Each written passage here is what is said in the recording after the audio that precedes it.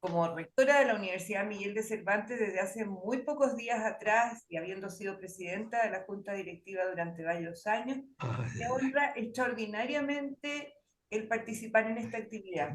He tenido digamos, la gracia y la suerte de acompañar muchas de las iniciativas de nuestro Instituto Latinoamericano de Relaciones Internacionales, pero hoy día acompañarlos en esta importante actividad dirigido justamente por el Instituto Latinoamericano de Relaciones Internacionales, dirigido desde hace casi 3 meses por Está José con el Miguel trabajo. Cruz, a quien saludo con mucho aprecio, y que cuenta, por cierto, con la Sí. inestimable aporte de Patricio Leiva, que fue nuestro director del ILRI durante muchos años y hoy día ejerce como presidente del Consejo Académico de nuestro instituto.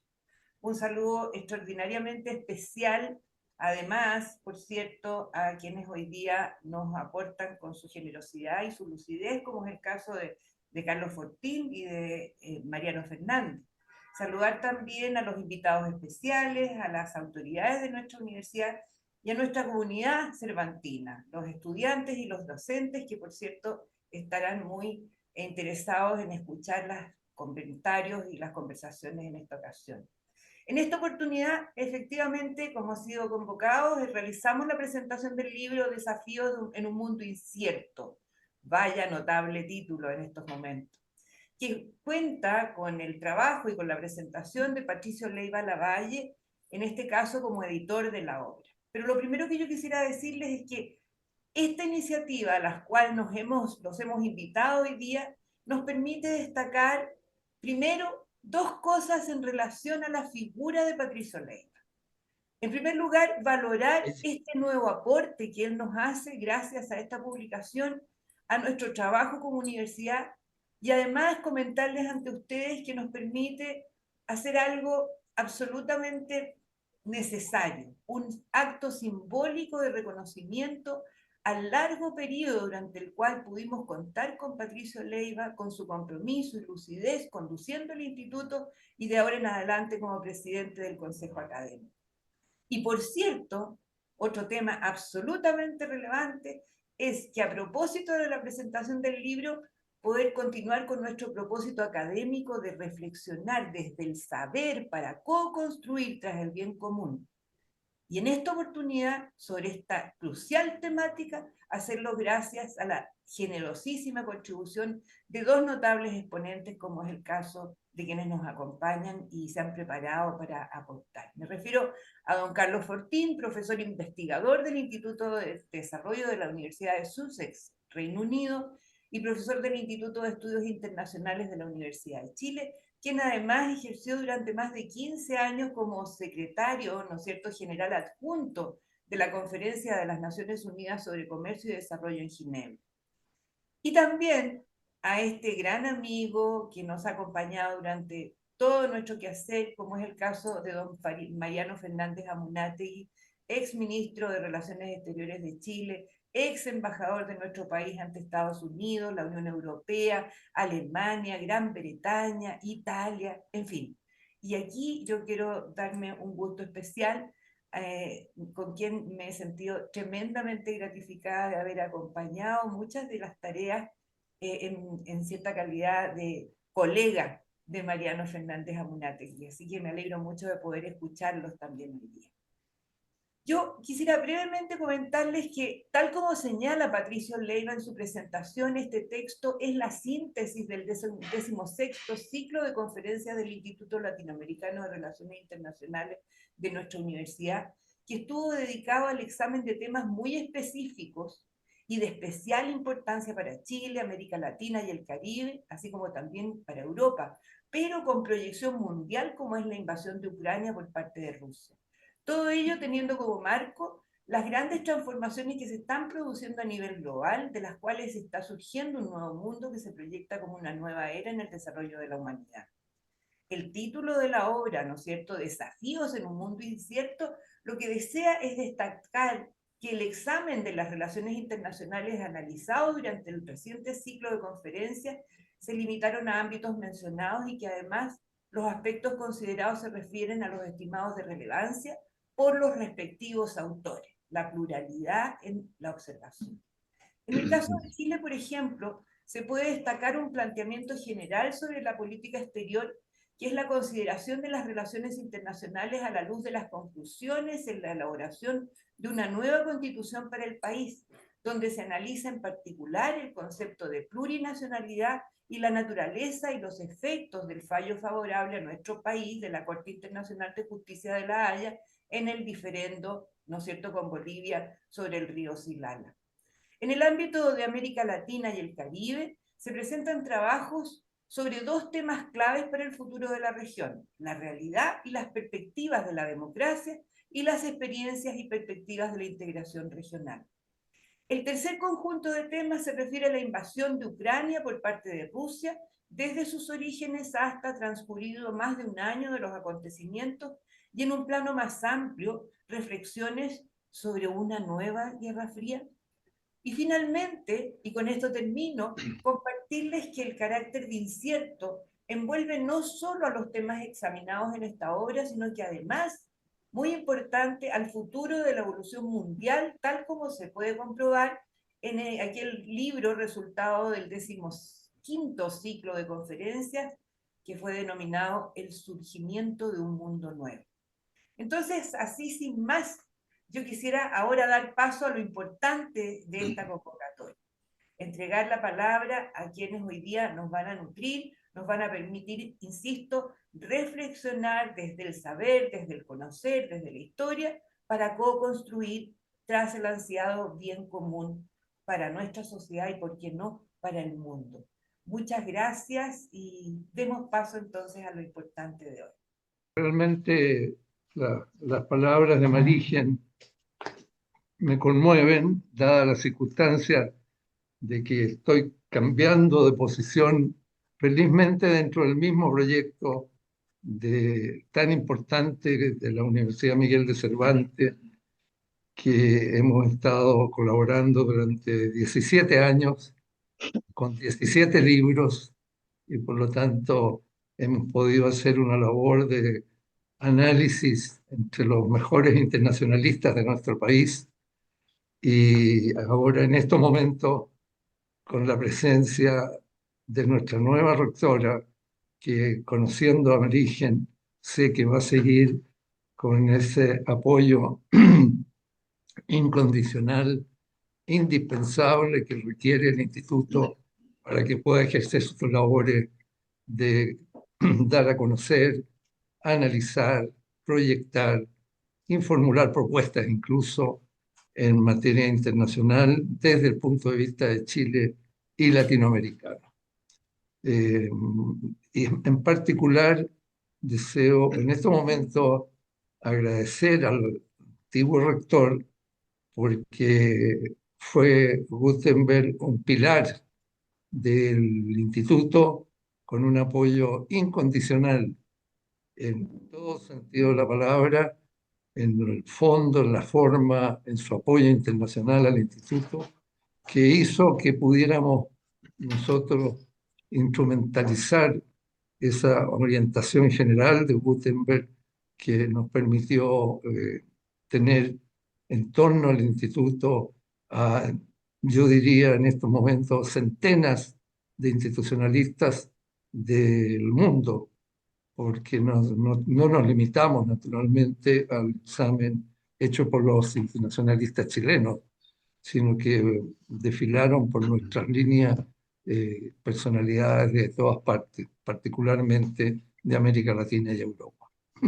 De manera que, Marigen, te agradezco mucho tus tan gentiles palabras y reconozco que lo que hemos hecho corresponde a gran medida a Gutenberg y a todo el equipo de la universidad, que siempre ha trabajado con un esfuerzo muy grande, y desde luego al grupo de académicos, políticos, internacionalistas, nacionales y extranjeros, que son los que le han dado forma a estos ciclos de conferencia que hemos hecho uno anual desde que creamos el instituto, y hemos podido tener, por coincidencia, no es por la búsqueda específica, pero si sumamos el esfuerzo que hacemos en conjunto con el resto de las universidades de América Latina y de Europa en el establecimiento de un espacio común latinoamericano para la educación superior, la ciencia, la innovación y la tecnología, tenemos un acervo extremadamente valioso y agradezco a todos los que han actuado como invitados especiales, vale decir, expositores iniciales de los temas respectivos, y los que siempre han asistido, cientos de académicos que han asistido a nuestras reuniones y han aportado con sus muy valiosos aportes. Y ello ha permitido entonces llegar a estos productos que son perecederos, esperamos imperecederos por lo menos, por mucho tiempo. De manera que nuevamente muy agradecido a la Universidad Miguel de Cervantes, al Instituto y en particular a Gutenberg y a Marigen por todo el apoyo que le han brindado y estoy seguro lo seguirán brindando. Para mí es un alto honor el haber recibir esta designación de presidente del instituto en estos momentos. Y si bien mis intenciones una vez más fueron retirarme a actividades más tranquilas, bueno, la amistad y la generosidad con quienes me he rodeado siempre me obligan a aceptar esta nueva denominación. Así es que muchas gracias y con los deseos de muy buena suerte para nuestro querido amigo José Miguel Cruz, que va a actuar como director del instituto de aquí en adelante. Así es que muchas gracias a todos y en particular representados en esta ocasión por nuestros muy amigos como Carlos Fortín y Mariano Fernández, con los cuales hemos tenido siempre un apoyo incondicional. Así que en la persona de ellos les hago mis agradecimientos a todos quienes colaboraron con el instituto hasta ahora a través en este último libro en el que estamos eh, terminando en estos momentos con los análisis que nos hemos propuesto realizar desde un principio. Así es que muchas gracias a todos y espero que los invitados especiales futuros y los asistentes futuros puedan seguir teniendo este foro como un foro de diálogo, de conversación y de análisis profundo de las realidades nacionales, latinoamericanas en especial y internacionales naturalmente. Muy agradecido y ahora dejamos entonces las presentaciones de nuestros queridos amigos, Carlos Fortini y después Mariano Fernández, para escuchar sus comentarios sobre este último libro que tiene, como decía Marigen, mucho que ver con el libro penúltimo, El surgimiento de un mundo nuevo, donde se analizan aspectos puntuales, por eso que nunca hemos pretendido ser en este sentido analistas globales, y nos darán sin duda luces para el futuro de Chile y de América Latina en el concierto mundial. Muchas gracias nuevamente a todos. Así es que le ofrecemos entonces la palabra a Carlos Fortín y después a Mario Fernández y creo que también podremos escuchar si alguno de ustedes desea contribuir con algún comentario a lo que digan Mariano y Carlos, serán muy bienvenidos. Muchas gracias.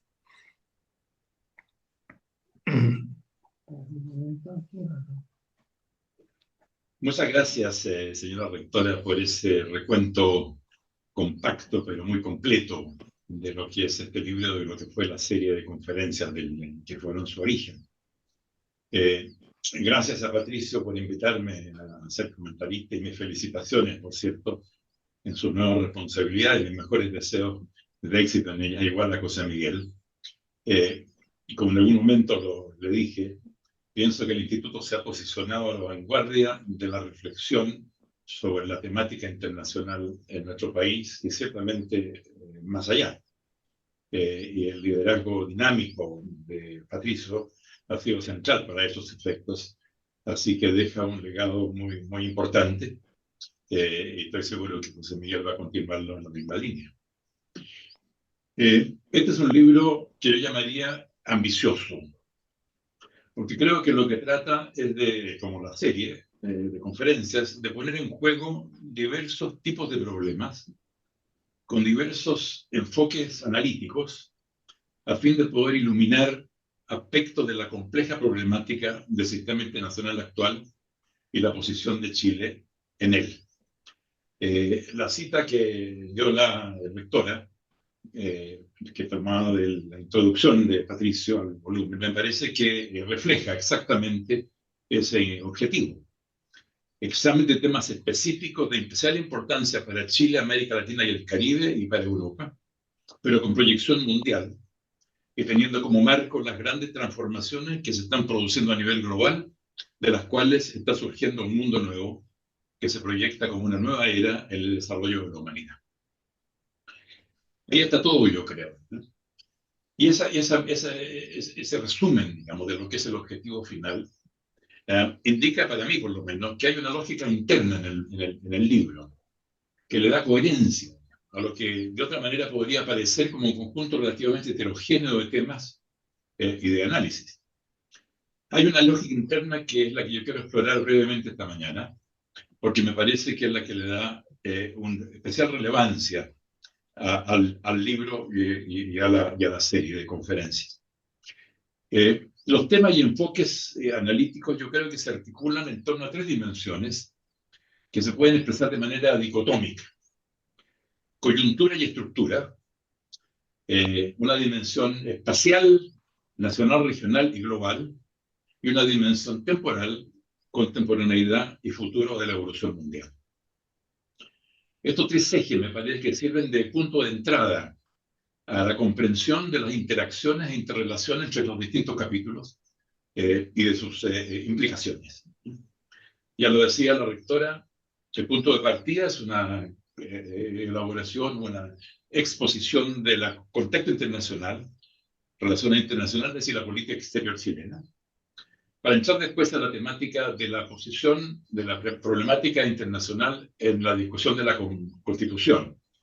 Estamos hablando del proyecto de Constitución aprobado por la Convención Constituyente, que fue, como sabemos, rechazado en el plebiscito, pero que plantea temáticas que tienen una vida que va más allá, específicamente de ese documento.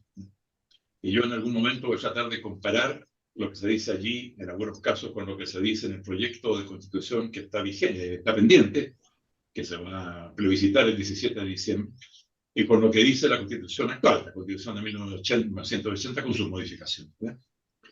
Lo esencial es que este punto de partida, la Constitución y la parte internacional, ofrece puntos de entrada muy interesantes. El primero es el general, y lo cubre muy bien, me parece, el excelente trabajo de Claudio Troncoso sobre la presencia de la temática de relaciones internacionales y política exterior en el texto de la Convención. Está después el tema de la plurinacionalidad, con un muy buen trabajo de carácter histórico y político, más bien, de José Rodríguez Elizondo, y otro mucho más jurídico, de un análisis jurídico muy fino de Samuel Fernández. Y enseguida el trabajo específicamente sobre el caso del Silala, con el capítulo de Heraldo Muñoz y el muy buen capítulo de Carolina Valdivia. Como decía la rectora, está la temática de Ucrania. El texto central ahí es el capítulo, excelente capítulo de Edgardo Riveros, pero se retoma ese en cierta medida en los capítulos finales de Jorge Heine y de Joseph Durán y Lleida, que colocan ese tema en el contexto de la evolución del sistema internacional en su conjunto, planteando la temática de la nueva Guerra Fría y el no alineamiento activo. La problemática de Ucrania se ha planteado en términos de un conflicto entre democracia y autoritarismo. Y me parece entonces que es lógico que haya, como hay un trabajo sobre democracia, y qué mejor que un excelente trabajo de Sergio Vitar sobre perspectivas de la democracia. Para completar los temas específicos, con el trabajo de Sergio Bonilla sobre la integración regional, en un contexto que, y lo cito porque me parece una buena elección de palabras, un cambio de época y no una época de cambio, dice Sergio. Estamos ante un proceso de globalización y fragmentación geopolítica que requiere de un pensamiento estratégico. Este es, por así decirlo, el menú temático y el menú de problemas que se plantea el libro. Y lo que yo voy a hacer es tomar algunos de los temas que se plantean en estos capítulos para tratar de explorar este esfuerzo por combinar enfoques en torno a estos tres ejes: coyuntura y estructura, eje espacial y eje temporal, para darle en definitiva una aproximación de multifacética a la temática internacional. Y empiezo, por cierto, con el muy buen trabajo de Heraldo Muñoz, que empieza él mismo por hacer esta distinción entre lo que llama retos globales y regionales, algunos de corto alcance y otros de más largo aliento o de carácter estructural. Aquí entra esta distinción entre lo coyuntural y lo estructural. Y Heraldo dice específicamente, lo de Ucrania es una crisis, pero es una crisis de corto plazo, y no una crisis que pudiéramos considerar estructural, como sí es el conflicto entre Estados Unidos y China, que él dice es un conflicto de la presente generación que marcará el escenario internacional durante los próximos 20 años a lo menos. Y en su trabajo quiero rescatar dos conceptos que me parecen muy importantes, como digo, van más allá de la situación coyuntural, que son primero lo que él llama autonomía inteligente. Es decir, Chile no debe tomar partido en una confrontación global y tiene que velar continuamente por sus propios intereses. Esto no significa, dice Heraldo, yo coincido 100%, porque lo que estamos planteando con Jorge Jaime y Carlos Minami, el concepto de mantenimiento activo, toma específicamente este tema, no es simplemente una posición de neutralidad. En algunas cuestiones, por ejemplo, en derechos humanos y en democracia, no hay que ser neutral. Hay que estar claramente alineado con aquellos que defienden la democracia y los derechos humanos. En otros casos, con otros. Por ejemplo, en materia de multilateralismo comercial, donde en algunos momentos hemos estado más cerca de la posición china que de la posición norteamericana. Y en ese momento, digamos, la entrada del documento de Heraldo al caso de Silala ejemplifica bien esta interacción, digamos, entre los temas estructurales, los temas coyunturales y los temas de corto plazo y de largo plazo. Porque él dice que el Silala es un buen ejemplo para tocar dos temas que son estructurales, que son primero el principio de respetar las normas de derecho internacional y la solución pacífica de las controversias. Y segundo, la atención prioritaria a nuestros intereses en relación con los países vecinos. Y el segundo punto lo desarrolla él y lo desarrolla también de manera muy convincente Carolina Valdivia, a sostener que en el fondo la sentencia del Silala puede servir de punto de partida de una renovación del esfuerzo de recomponer vínculos y establecer relaciones estables y continuas con nuestro vecino Bolivia, dejando de lado y de atrás, digamos, los problemas que pueden haber estado existiendo. El trabajo de Claudio Troncoso, que, como decía específicamente sobre la presencia de lo internacional en el proyecto de la Convención, tiene algunos puntos que me parece que van más allá de lo que fue el texto específico de la Convención, que fue, como digo, rechazado, por consiguiente, está superado, digamos, por los acontecimientos. Pero hay temas que se van a mantener, que aparecen en el proyecto que está pendiente, y que en cualquier caso van a ser materia de debate público, ¿ya? El primero es el problema de la no intervención, reconocido como un principio fundamental en el documento de la Convención de la Política Exterior chilena, pero que, en la opinión de Claudio Troncoso, yo la comparto 100%, tiene que aceptar una forma de condicionalidad o de excepcionalidad referida al caso de los derechos humanos, en donde en principio la comunidad internacional ha estado insistiendo en la necesidad de reconocer que él tiene derecho a la comunidad internacional a preocuparse de la situación de derechos humanos de los países integrantes de esa comunidad, ¿verdad? Y la formulación que le da me parece impecable, porque dice: el principio de la intervención en ningún caso puede servir a un régimen para impedir la supervisión internacional, el escrutinio y la verificación de la situación de los derechos humanos. Es decir, tres cosas muy específicas: supervisión, escrutinio y verificación, no implica simplemente una posibilidad abierta, digamos, de intervención, sea ella militar o sea económica, y por lo siguiente no tiene implicaciones para la soberanía nacional que vayan más allá de este principio básico, ya que los derechos humanos tienen prioridad, son jus cogens, digamos, con respecto a otras disposiciones del derecho internacional. Un segundo punto que quisiera rescatar del documento de Claudio es la cuestión de los pueblos indígenas. Se retoma evidentemente después en los capítulos de José Rodríguez Elizondo y Samuel Fernández. Pero él toca un punto muy específico, porque la convención, el proyecto de la convención contenía una referencia a la posibilidad de facilitar contactos y cooperación entre los pueblos indígenas y tribales a través de las fronteras, respetando, se decía, la soberanía de los estados. Y esto último es muy importante, porque no se trata de generar soberanías locales de pueblos indígenas, se trata simplemente de que la soberanía de los países limítrofes debe contemplar además la capacidad, digamos, de facilitar contactos y relaciones que vayan haciendo la convivencia vecinal una realidad. El tercer punto que me interesa en este capítulo es la pregunta de la relación entre tratados internacionales y leyes, y el grado en el cual los tratados internacionales no son leyes de la República en el sentido convencional, tienen un estatus, un rango especial, ¿verdad? Y eso en el texto de la convención estaba bastante perdido, digamos. Claudio Troncoso rescata un artículo específico, el artículo 287, que distingue entre las leyes y los tratados internacionales a la hora de la atribución del presidente de la República. Pero eso es todo, una distinción un poco de pasada. En el proyecto que está pendiente, eso figura con mucho más fuerza, porque esa distinción aparece en 5 artículos, ¿no? Claramente.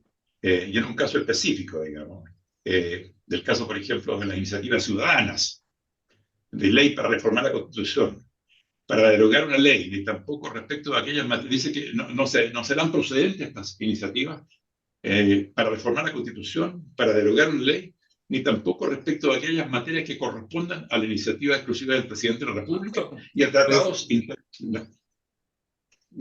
internacionales. Es decir, ahí se establece, digamos, la diferencia entre la ley de la República y el tratado internacional, con este teniendo un rango diferente. Y finalmente, con respecto al rango constitucional de los tratados, esto está ausente tanto en el proyecto pendiente como en la Constitución de 1980, pero sí ha habido un artículo que lamentablemente se perdió en el proyecto pendiente, artículo 15 del acuerdo del proyecto acordado por la Convención, que establece que para el caso de los tratados de derechos humanos, los derechos y obligaciones establecidos en los tratados internacionales de derechos humanos, ratificados y vigentes en Chile, los principios generales del derecho internacional de los derechos humanos y el derecho internacional consuetudinario de la misma materia forman parte integral de esta Constitución y gozan de rango constitucional. Este artículo, no digo, es lamentable que se haya perdido en el texto que pasó al Consejo Constituyente, porque tiene características muy valiosas. Primero, porque establece, digamos, el rango de la temática de derechos humanos, pero además porque no solamente lo refiere a tratados, sino que lo refiere a las otras fuentes de derecho internacional público, ¿verdad? Como son el derecho internacional consuetudinario y los principios generales del derecho internacional de los derechos humanos. Tenemos ahí entonces un conjunto de temas que exceden, digamos, más allá de lo que fue específicamente la discusión en la convención, que siguen pendientes en el debate nacional, que incluso reaparecen en cierta forma en el proyecto constitucional que va a ser plebiscitado y que van a seguir, me parece, correctamente en el centro de los debates acerca de la presencia del derecho internacional en el régimen, ordenamiento jurídico chileno. Con respecto a la gobernabilidad democrática, el trabajo de Sergio Vitale es muy rico y no tengo ninguna posibilidad de resumirlo acá, digamos, pero quiero mencionar 2 cosas solamente. Primero, que las preguntas de él me parecen muy relevantes, ¿verdad? Estamos en presencia del ocaso de la democracia representativa y liberal. Todos los indicadores parecerían sugerir que se está produciendo un retroceso en el proceso de democratización. y que hay regímenes híbridos que tienen tendencia a transformarse en regímenes autoritarios. Y en este punto, Sergio identifica riesgos globales, es decir, riesgos emanados del contexto internacional que pueden amplificar las crisis nacionales de la democracia. Y de ellos indica 5: desigualdad, polarización, lento crecimiento, rezago tecnológico y baja productividad, cambio climático y pugna geopolítica entre China y Estados Unidos. Y esta última nos refiere, digamos, a la temática de la Guerra Fría, que la toca el capítulo final, y a la temática del no alineamiento activo, que la toca el capítulo de Horkheimer. El caso de Ucrania lo describe con el forma magistral Edgardo Riveros, planteando que se trata de la más grave lesión a la paz desde la Segunda Guerra Mundial, porque implica una violación flagrante de un cúmulo de principios que conforman el sistema jurídico internacional. Y él enumera 4 fundamentalmente, que me parece que son los más cruciales: prohibición del uso de la fuerza armada como elemento de las relaciones entre Estados, violación del principio de la integridad territorial, violación del principio de no intervención en los asuntos internos de los Estados y afectación a las personas con pérdidas de vidas y heridos, incluso no respetar las normas de la propia guerra. Y él sostiene que esto va a tener efectos de largo plazo para Europa, para el sistema internacional, para la OTAN. Interesantemente, antes de que se produjera la adhesión de Suecia y de Finlandia, el artículo de Edgardo profetiza que algunos países que en el momento son neutrales van a hacer peticiones de ingreso, ¿no? Interesantemente, la temática de Ucrania la retoma el trabajo de Horkheimer, y hay una diferencia tal vez de matiz, ¿verdad? Pero no despreciable, ¿no? En el sentido de que para Horkheimer la guerra de Ucrania evidentemente que implica, digamos, todas las violaciones de que habla Edgardo, pero sostiene que además está siendo de alguna forma instrumentalizada por algunos, ¿verdad?, para transformar lo que es una guerra europea, dice Jorge, en una guerra global. Y el proyecto es que todos los países del mundo se hagan parte del proyecto de derrotar a Rusia y de debilitarla permanentemente. Y eso tiene que ese proyecto ha sido rechazado por el sur global, por los países que se llamaban el países del desarrollo, que están de acuerdo en condenar la invasión rusa como una violación flagrante del derecho internacional, pero no están de acuerdo en participar en un proceso de respuesta que lo que haga sea intensificar el conflicto e impedir la posibilidad de una solución pacífica. Y específicamente se niegan a sumarse a sanciones económicas, diplomáticas o a entregar apoyo militar, como fue el que solicitó en algún momento la OTAN a Brasil, en la forma de Uruguay, en la forma de que material de guerra ruso que había sido integrado fuera transferido a Ucrania a cambio de material más moderno por parte de los países del Occidente. De manera que ahí tenemos una pequeña, un matiz que me parece importante, que deja abierto un tema a futuro, de nuevo, enfatizando el hecho de que estamos hablando tanto del presente como sus implicaciones para lo que está por venir. Y este tema lo toma en última instancia Joseph Durán y Lleida, con una visión europea que dice él tiene matices de diferencia nuevamente con Estados Unidos. Y cita a Javier Solana, que dice que estamos viviendo las consecuencias de sugerir que Ucrania entrara a la OTAN. Solana no justifica la invasión rusa, nadie la justifica que en Occidente, ¿verdad?, pero sostiene que la expansión de la OTAN hasta la frontera en Rusia fue prematura y en todo caso innecesariamente provocadora, ¿verdad? Con todo, insiste este artículo que lo esencial es llegar a alguna forma de solución pacífica, que puede ser, lo dice Edgardo también, una mediación. La pregunta es quién media. Pero aquí hay una cosa interesante, ¿verdad?, que puede ser agregada, digamos, no figura en el texto. Porque acaba de aparecer un artículo de uno de los personajes icónicos de la escuela del realismo en las relaciones internacionales de los Estados Unidos, que es el profesor John Mearsheimer, de la Universidad de Chicago. Y él sostiene que hubo un esfuerzo serio de mediación encabezado por Erdogan de Turquía y por el primer ministro de Israel en ese momento, que era Naftali Bennett, que llegó bastante lejos, al punto en reuniones sucesivas en los meses de marzo y abril de 2022, al punto de que se llegó a un texto con iniciales de todos los negociadores de Ucrania y los negociadores rusos, ¿verdad? Y según este enfoque, según este artículo, digamos, de Mersham, que tiene además una serie de referencias a otro tipo de contribuciones que dan evidencia de esto, según él, este progreso se frustró porque los gobiernos de Estados Unidos y del Reino Unido le hicieron saber a Zelensky que estaban de acuerdo en que se llegara a ese acuerdo, y él abandonó el proyecto. Como digo, esto viene de una fuente bastante respetable. Mearsheimer era un profesor emérito de la Universidad de Chicago y muy reconocido analista. A lo que voy con todo esto es que hay una lógica, un hilo de coherencia en los trabajos que están presentados en este texto, que me parece que ilumina de manera bastante importante temas muy centrales a los debates, no solamente de Chile, y de su constitución y de su política exterior, sino a los debates internacionales. Y creo que en ese sentido es un texto que va a ser muy útil, incluso para fines docentes, ¿verdad? Yo mismo tengo la intención de usarlo, porque constituye una contribución importante, significativa, a la comprensión de nuestro complejo momento internacional y de los desafíos y de la incertidumbre de que habla el título del texto. Muchas gracias.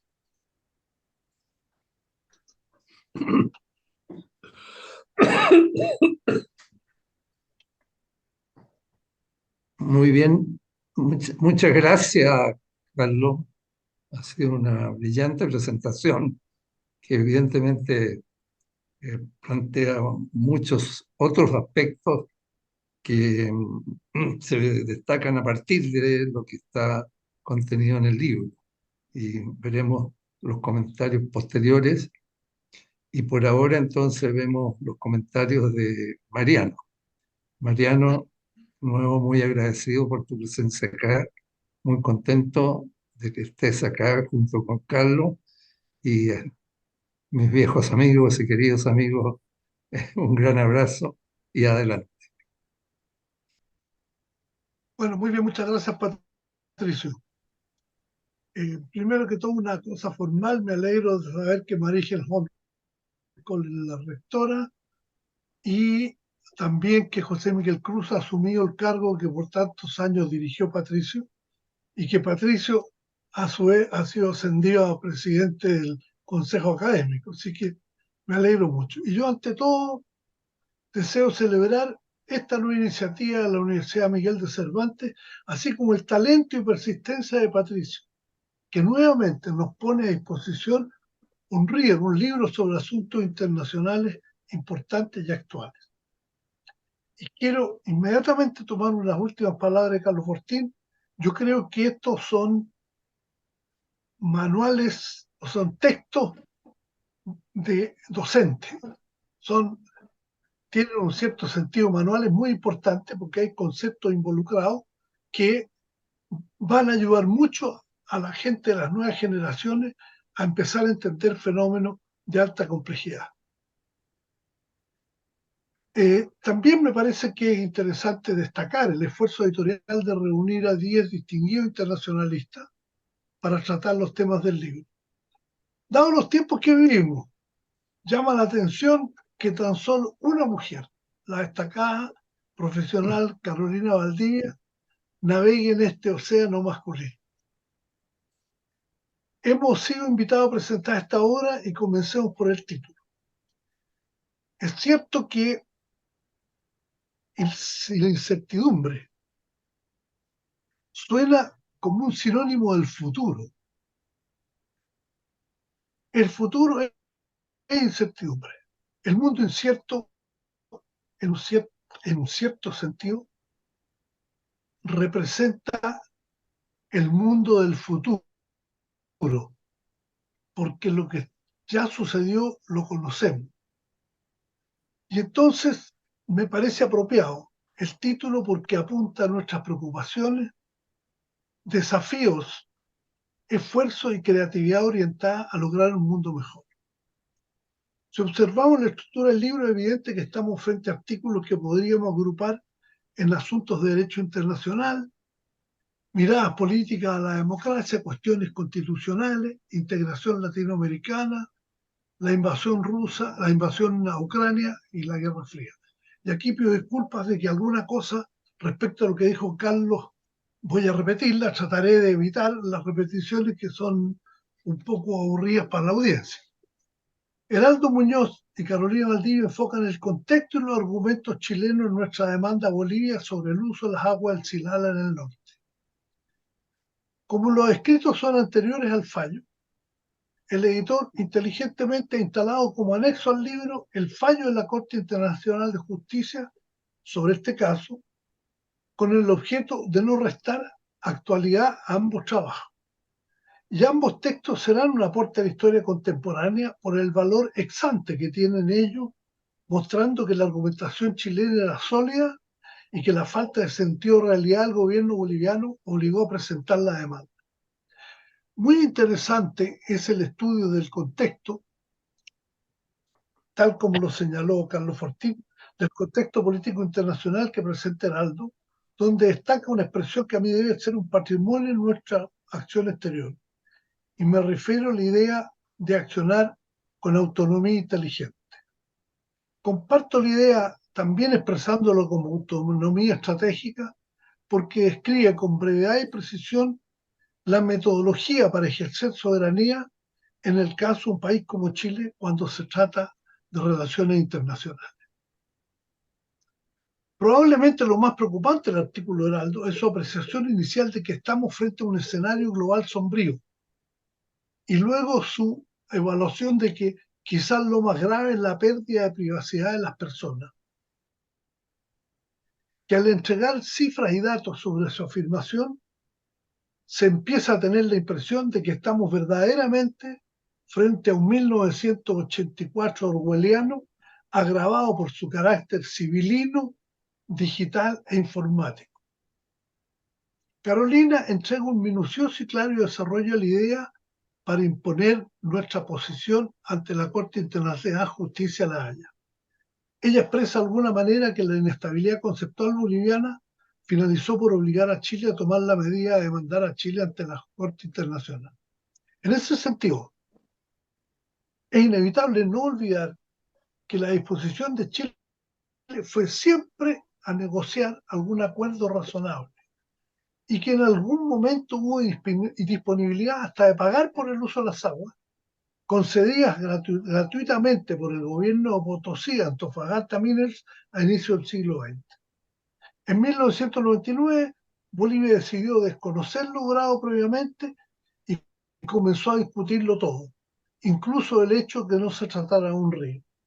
Recuerdo que fuimos muchos quienes nos vimos obligados a conversar sobre el tema y buscar una solución consensuada, porque he sabido que los pleitos en la Corte Internacional significan un gasto de recursos considerable, además de tensión innecesaria.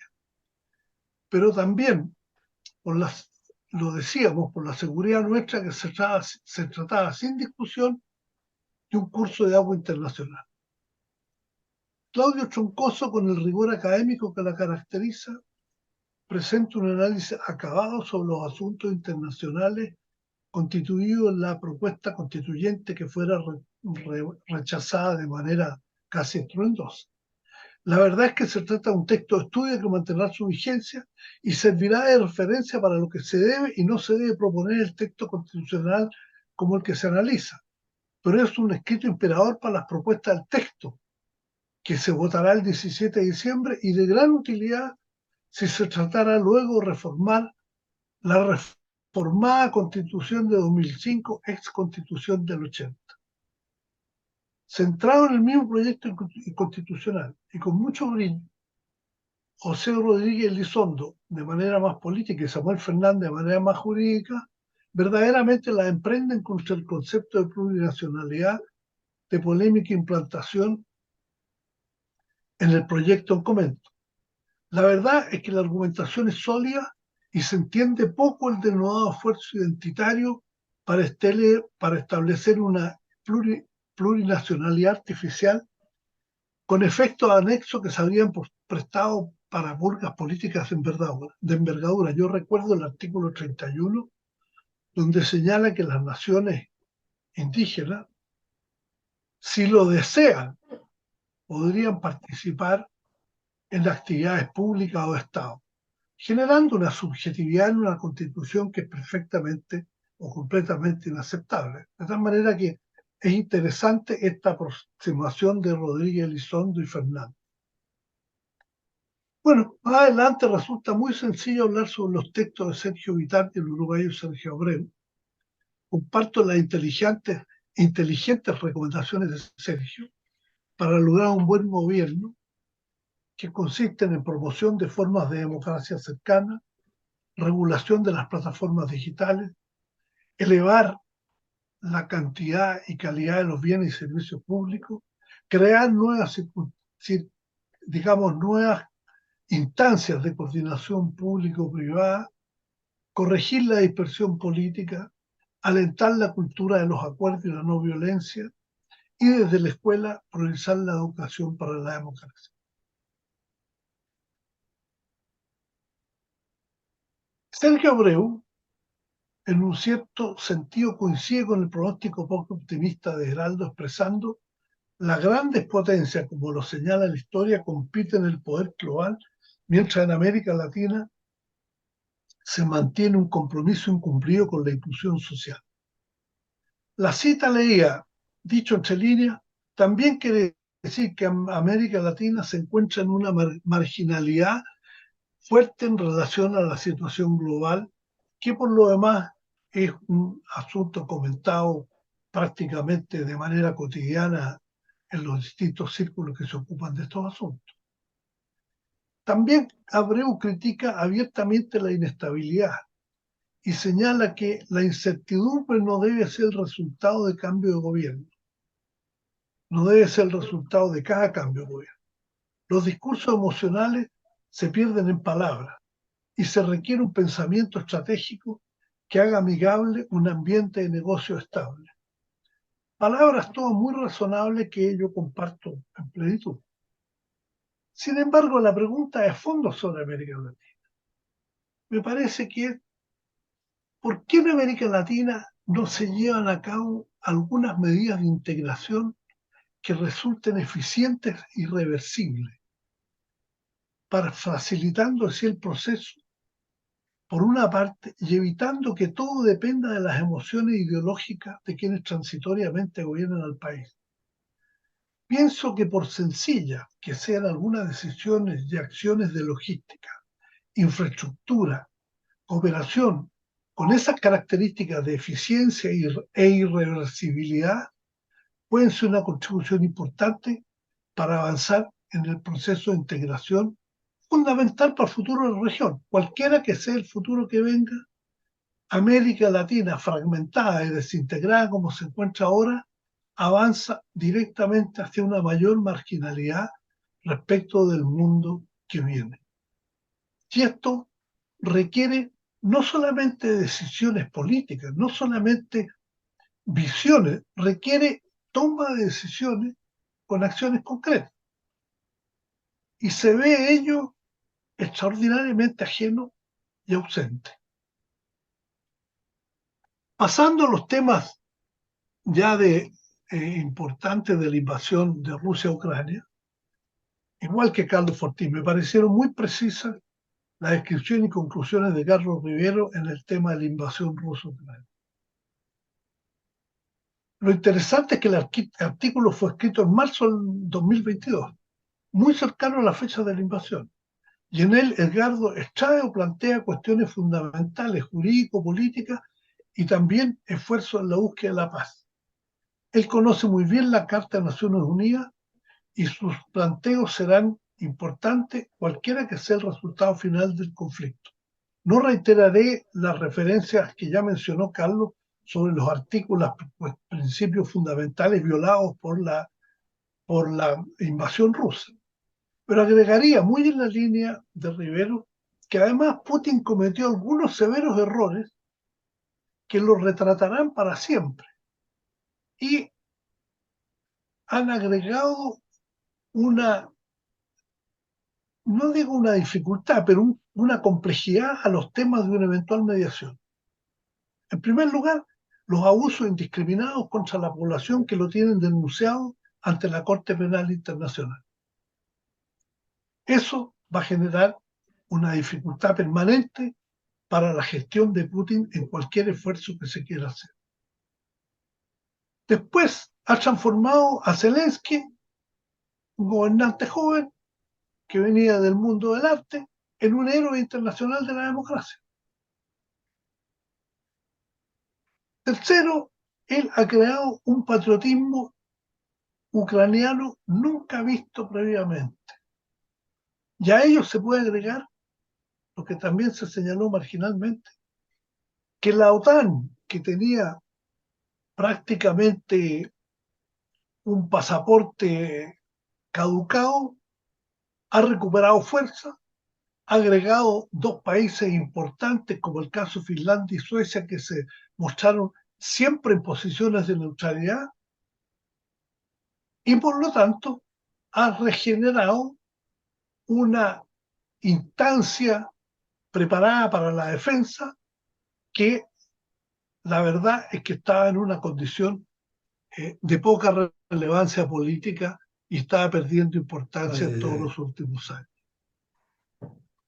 Ojalá sea Jorge Jaime también analiza la invasión de Ucrania y él presenta, como habitualmente lo hace, la idea de un no alineamiento activo. Jorge lo hace casi como un predicador. En definitiva, se trata de un movimiento que no está con la superpotencia en su disputa por el poder mundial. Pero después de los debates que ha habido acerca de aceptar que en tema de democracia y derechos humanos el no alineamiento activo podría estar más cerca de Estados Unidos, pero el comercio no, yo aquí quisiera ser categórico. En el tema de democracia, la diferencia entre democracia y autocracia no permite una suerte de no alineamiento activo. Las democracias son débiles, por definición, porque la libertad de expresión, la libertad de asociación, los tribunales independientes, los parlamentos que controlan el Ejecutivo, la movilidad social, etcétera, dificultan las decisiones y muchas veces los países aparecen en severas dificultades. Las democracias están basadas en valores y las autocracias en intereses, el mayor de los cuales es el del dictador o del que desea permanecer en su condición de tal sin herida. Frente a eso, el no alineamiento es imposible. Los negocios y toda la actividad económica debe respetar principios establecidos internacionalmente por los poderes públicos. Pero el producir y ganar dinero con ello es una expresión de intereses y no de valores. Los negocios deben respetar las reglas, pero no está en su esencia. No olvidemos que jurídicamente el privado puede realizar todo lo que no está prohibido y el Estado solo puede realizar lo que está autorizado. Entonces no se ve cómo frente a realidades esenciales se puede practicar un no alineamiento activo. Se puede tener la opinión que se quiera sobre temas de negocios y poderes anexos. Si ahí se estima tener un no alineamiento, de acuerdo. Pero es posible. Para mí, y recuerdo lo que decía Heraldo, y así lo ha realizado Chile, es desarrollar una política exterior con autonomía estratégica o inteligente, que le permita defender sus intereses a partir de los valores que representa su condición política de país democrático y soberano. Y ahí tenemos una diferencia y yo creo que se puede seguir el debate, que yo pienso de que autonomía es un tema más de condición de país y no alineamiento, un tema más de doctrina que por ahora yo francamente no la comparto. En el tema de Joseph Durán y Lleida es muy interesante, pero habría que prácticamente leer el texto, porque se trata de un análisis de mucha profundidad y al mismo tiempo muy coyuntural. Ahí aparece la lejanía de América Latina con los centros de poder y los problemas que tenemos, la evaluación europea respecto al conflicto de Ucrania, con todos los matices y diferencias que existen, y la complejidad que significa estar en el frente prácticamente, y las dificultades que está teniendo Europa para abordar estos temas. No lo menciona, pero ahora, con lo que ha surgido el conflicto Israel-Hamás, los textos, el texto de Durán Lleida es de una complejidad interesante de lectura exacta. Por ejemplo, solo para citar un párrafo, dice: cuanto más cerca estás de la frontera de Ucrania, cuanto más cerca estás de Rusia, mayor es la preocupación. Y también viene este matiz que me parece bueno. Es cierto que entre Estados Unidos y Europa compartimos valores, pero no siempre los mismos intereses. Ahí está planteado el matiz en este asunto que trata el libro. En fin, yo quiero finalizar diciendo que me parece una obra muy interesante, la he leído con mucho interés, he aprendido cosas, y espero que para nuestros participantes se constituya esta obra en algo que vale la pena leer, que vale la pena utilizar y que contribuye al desarrollo intelectual en nuestro país. Muchas gracias. Bueno, muy agradecido, Mariano, por tu excelente presentación, muy concreta y muy precisa y que plantea ángulos para seguir investigando naturalmente muy interesantes. Y bueno, en ese sentido, también Carlos ha hecho unos aportes extremadamente interesantes para seguirlos explorando en este futuro incierto. Eh, Como decíamos antes, siempre a nosotros nos gusta terminar nuestras reuniones con un diálogo entre los asistentes, y en este, claro, es un caso particular de presentación de un libro con la heterogeneidad que se ha mencionado, pero al mismo tiempo con la coherencia que, mirado en su globalidad y desde un punto de vista general, tiene una coherencia interna que lo hace interesante de seguir explorando y seguir analizando. De manera que nuevamente reiteramos nuestros máximos agradecimientos a Carlos y a Mariano por sus aportes tan importantes. Nuestra querida rectora nos pide la palabra, así que con mucho gusto se la concedemos.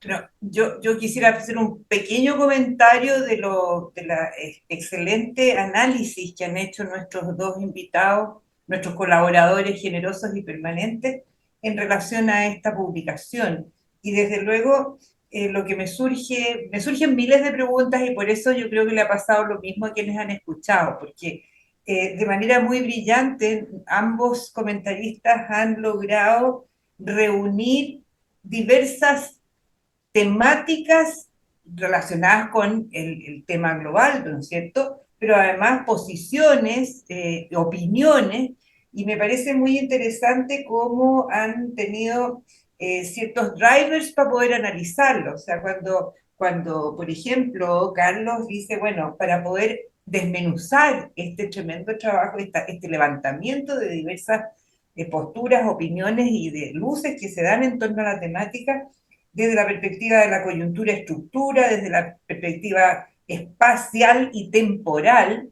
Esa es una manera muy interesante justamente de buscar los puntos de encuentro que nos hacen reflexionar, no solo respecto de lo ocurrido, sino que lo que ha de ocurrir y lo que nos corresponde a nosotros que estamos en una región en el mundo que es especial en este momento y que tenemos nuestras propias dificultades. Y cuando Mariano Fernández, desde lo que es su conocimiento no solo académico, sino que también en los hechos de cómo gestionar la política internacional de un país en el mundo, claramente creo haber entendido también en su perspectiva y en su enfoque, que también es distinto, pero muy interesante, como combina las posiciones de los distintos autores. Intuyo que ahí también hay una pregunta que se plantea en relación a lo que ocurre con nuestra región, Latinoamérica, en este contexto del hoy y del futuro en torno a lo que estamos evidenciando en el mundo, ¿no? Eso se relaciona también con los aspectos propios de lo que es el proyecto, las constituciones, el contexto internacional, el tema de las guerras, en fin. Entonces, a lo mejor, si es que hubiera tiempo, eh, ¿qué les gustaría proponer o cuál es la opinión que, cómo ven ellos en este escenario, lo que ocurre con nuestra región latinoamericana, que tiene relación con una cultura que nos es propia y en la cual probablemente tenemos una mirada distinta o complementaria, ¿no es cierto?, frente a este tipo de situaciones? Esto con el objeto también de animar, como bien dijeron los expositores, ¿no? El carácter de universidad para abrir, ¿no es cierto?, los espacios a las nuevas generaciones, que son aquellos que han de co-construir el camino futuro. Quisiera hacer esa pregunta y antes de despedirme, respondiendo, escuchando a nuestros comentaristas y a esta posible respuesta, quiero sí también agradecer nuevamente infinitamente en la sesión de hoy y también agradecer, no de antemano, sino que desde ya, la colaboración que hemos tenido desde el primer día de José Miguel Cruz y del trabajo que seguiremos haciendo con él en nuestra universidad. Así es que los escucho atentamente. Muchas gracias. Muchas gracias, Marisa. A ver qué podrían comentar a su vez Mariano y Carlos sobre el planteamiento o la pregunta de Marisa, de nuestra rectora. Adelante, Carlos. Gracias, Patricia. Qué excelente pregunta. La verdad es que yo voy a contestar con lo que dijo Mariano. Creo que el seguir elucubrando acerca de las posibilidades de una macrointegración continental ha demostrado ser un camino poco fructífero. Por la inversa, hay muchas posibilidades de acuerdos, de iniciativas, de empresas comunes a nivel sectorial, ¿no?, que van desde infraestructura hasta comercio, hasta explotación de recursos naturales, etc., que pueden servir de base a un movimiento posterior de carácter más amplio, ¿verdad? Y el ejemplo europeo es muy claro, digamos. O sea, la comunidad del carbón y del acero fue la que gatilla el proceso de integración de países que habían estado peleando en los campos de batalla, como se decía poco.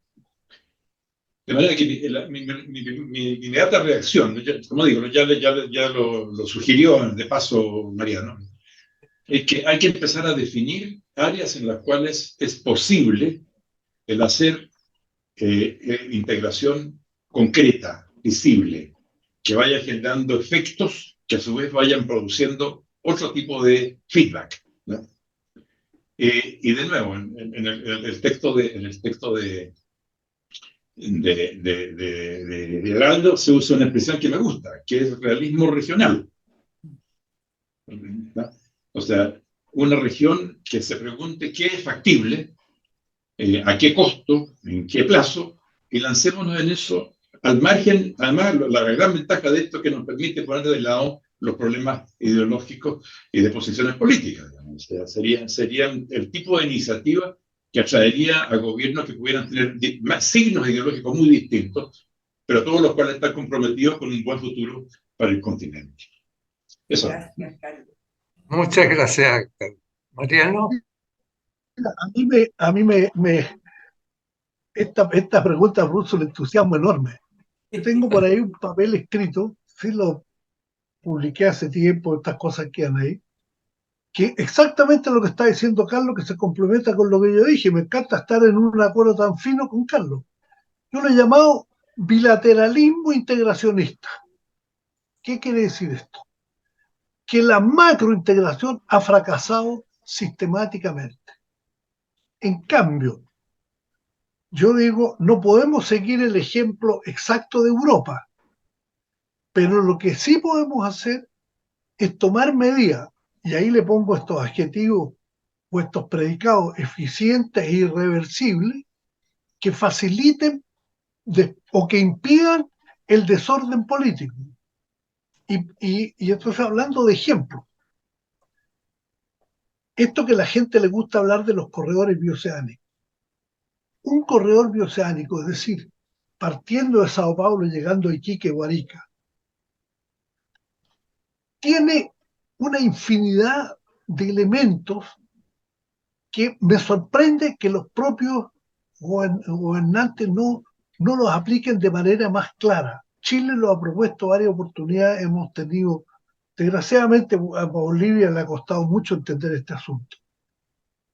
Pero lo que significa para el transporte de mercadería, lo que significa para el mundo logístico, lo que significa para la hotelería, para la gastronomía, para el fin, un conjunto de cosas.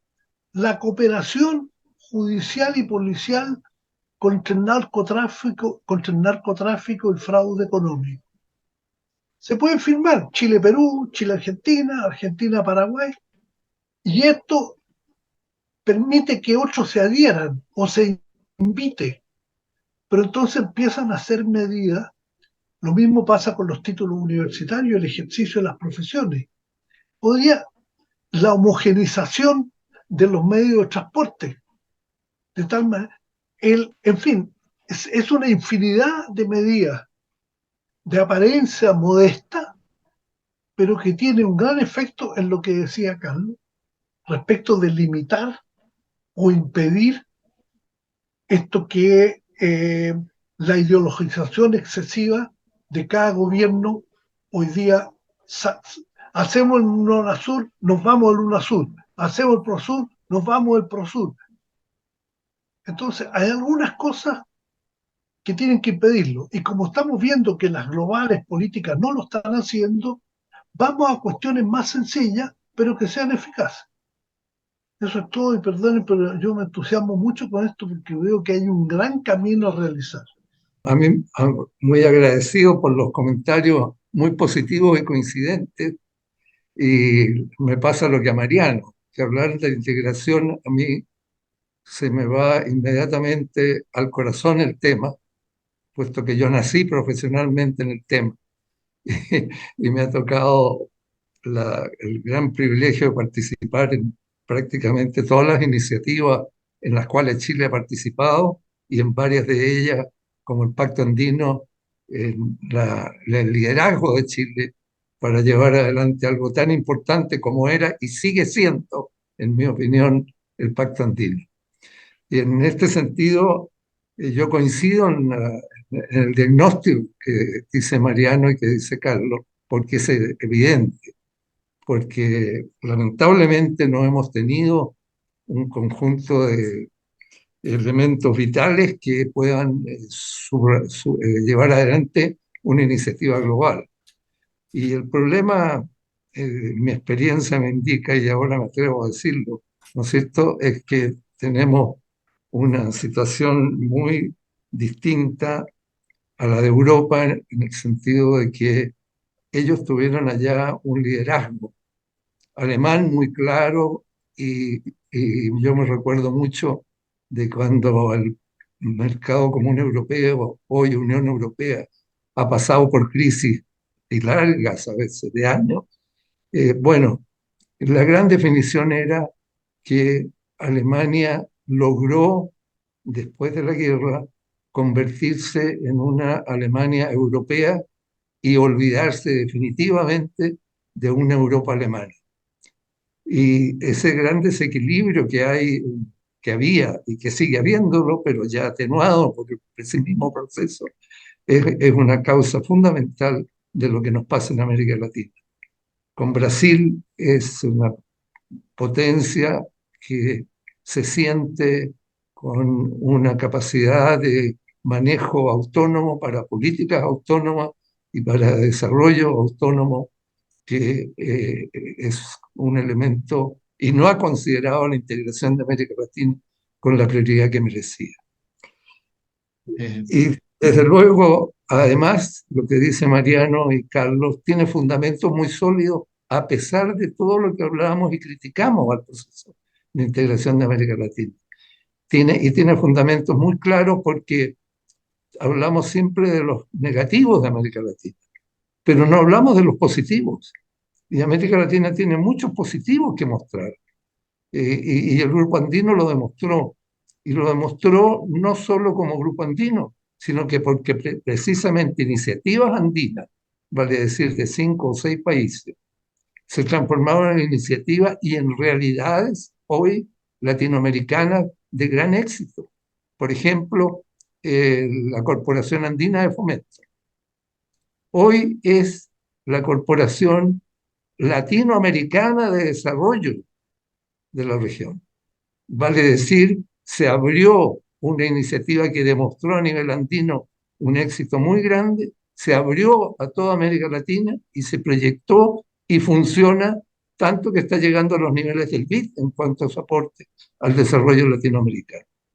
Otra iniciativa en otro terreno, OLADE, la Organización Latinoamericana de Energía, tiene muchos problemas, como todo organismo multilateral, pero la organización funciona y los latinoamericanos encuentran ahí un foro para hablar de sus problemas de algo tan importante que si se proyectara podríamos hablar de la energía en general como éxito latinoamericano. Y así hay varios, muchos más. Y el último punto es que también se dice, pero si, ¿cómo América Latina se va a integrar si solo los intercambios entre intralatinoamericanos no dan más allá del 10, 12 o 15% en el mejor de los casos? Pero es que eso es midiendo las exportaciones de productos primarios de América Latina, como el 100% de la integración latinoamericana. Pero todos sabemos que la integración no se hace y no está ahí, donde está el corazón de la integración, está en lo otro. Y lo otro que es lo dinámico en el mundo moderno. Son, ¿no es cierto?, para no alargar, no se trata de hacer una exposición, pero hablemos de los servicios o hablemos de las inversiones intralatinoamericanas. Si ustedes sacan y toman en cuenta, y yo he hecho algunos ejemplos, no he hecho un estudio a fondo, pero en el caso chileno y en el caso de muchos países latinoamericanos, los sectores dinámicos, vale decir, el desarrollo de los servicios y el desarrollo de las inversiones conjuntas, si se toman excluyendo las materias primas, bueno, resulta que hay sectores que el 100% del mercado es América Latina. Y en la gran mayoría, ese 15% pasa a 30 o 40% para lo que no es comercio intralatinoamericano o inversiones, en que prácticamente las inversiones de América Latina son en América Latina. Y esos son los sectores dinámicos y esos son los sectores del futuro. O sea, yo estoy plenamente de acuerdo con lo dicho por Mariano y Carlos, en que lo que tenemos que seguir progresando en una definición de puntos críticos, así como los que existen. Fondo Latinoamericano de Reserva, otra muestra. Fue también una iniciativa latinoamericana. Patricio. Ya, y en consecuencia creo que estamos terminando con una conclusión que nos deja para adelante un gran interés. Y yo vengo de Buenos Aires, donde tuve oportunidad de hablar con gente sobre este tema. Y estaban en la misma onda. Hay gente que está pensando exactamente lo mismo. Así que muchas gracias a ustedes por los análisis que nos contribuyeron a mirar muy bien el desarrollo y el futuro de nuestro libro. Y muy bien con el tema que me parece crucial para que sigamos procesándolo en el curso del año próximo. Al contrario, Patricio, un gran agradecimiento a los panelistas de lujo. Recogeremos las reflexiones que nos han formulado para seguir este extraordinario trabajo. Muchísimas gracias a todos.